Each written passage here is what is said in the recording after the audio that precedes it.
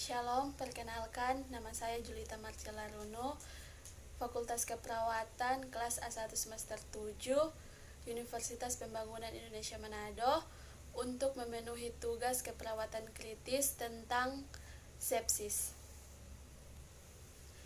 Sepsis yaitu kondisi di mana terjadi sindrom respon peradangan sistemik atau systemic inflammatory response syndrome yang dapat disebabkan oleh invasi bakteri, virus, jamur, atau parasit.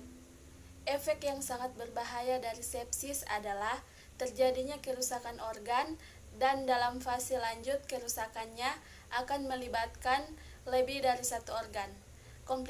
Komplikasi-komplikasi yang terjadi berhubungan dengan tipe dari infeksi awal dan keparahan dari sepsis.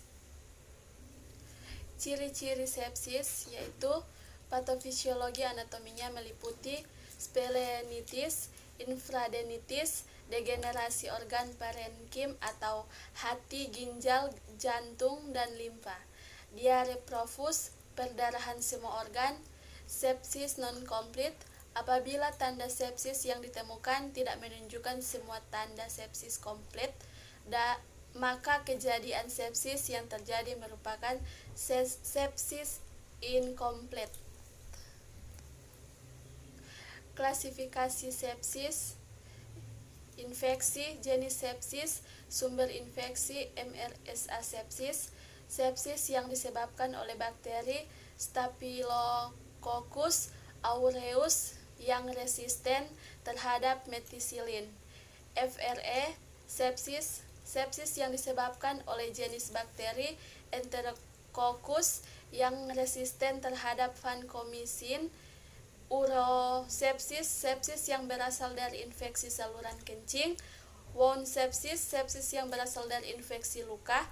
Neonatal sepsis, sepsis yang terjadi pada bayi baru lahir, biasanya 4 minggu setelah kelahiran. Sepsis abortion, aborsi yang disebabkan oleh infeksi dengan sepsis pada ibu.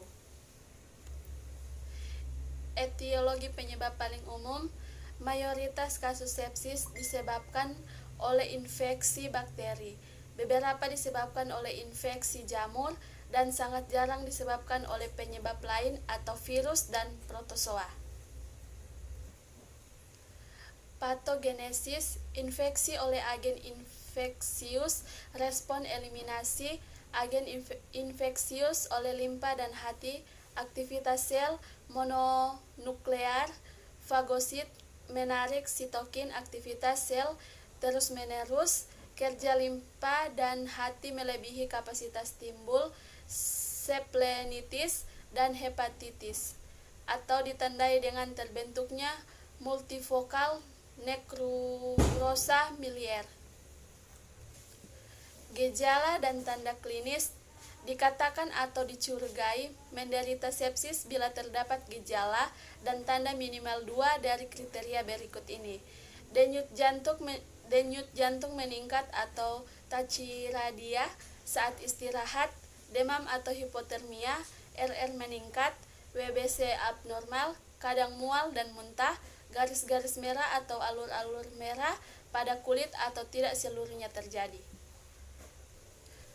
Tata laksana terapi sepsis itu yang pertama eliminasi sumber infeksi, 2 dukungan hemodinamik, 3 resusitasi, 4 antibiotika, 5 terapi suportif, 6 terapi adjuvan. Terima kasih dan mari bergabung bersama kami Universitas Pembangunan Indonesia Manado, khususnya Fakultas Keperawatan dan Ilmu Keperawatan UNPI Manado.